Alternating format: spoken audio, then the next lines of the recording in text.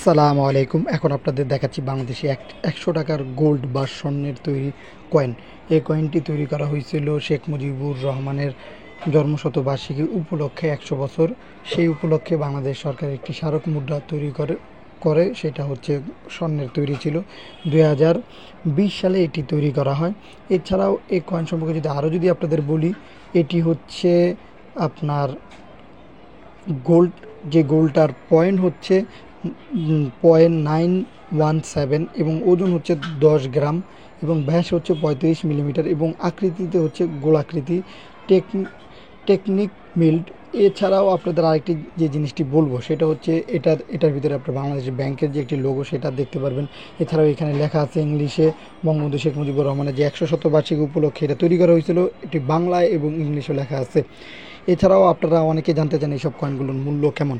ভাই, এগুলো যেহেতু স্বর্ণের তৈরি কয়েন আর সোনার তৈরি কয়েনের মূল্য কিন্তু অনেক অনেক টাকা হয়ে থাকে, সেটার মূল্য অনেক টাকা। আর এই পুরনো জিনিসের মূল্য প্রতিনিয়তই বাড়ে, কখনোই কমে না। এবং দেশ অনুযায়ী এই সব কয়েনগুলোর মূল্য আলাদা আলাদা হয়ে থাকে। বাংলাদেশে যেই কয়েনের মূল্য হবে অনেক টাকা, মনে করেন লাখ টাকা, সেটা আমেরিকা হতে পারে কোটি টাকা। এটা হওয়াটাও স্বাভাবিক। শুধু আমেরিকা না, যে কোনো দেশেই প্রত্যেকটি পুরনো জিনিসেরই মূল্য অনেক অনেক টাকা। আপনাদের কাছে যদি এই পুরনো জিনিস যদি থাকে, যত্ন সহকারে রেখে দেবেন এবং ভবিষ্যতে আরও 10, 20, 100 বছর পর, অনেক বছর পর দেখবেন এগুলোর মূল্য অনেক অনেক টাকা হবে, যেটা আপনার আমার ধারণার বাইরে।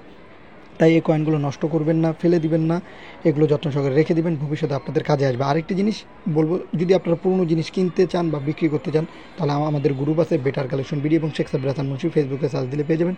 সেখানে থেকে পুরনো জিনিস বিক্রিও করতে পারবেন, প্লাস কিনতেও পারবেন।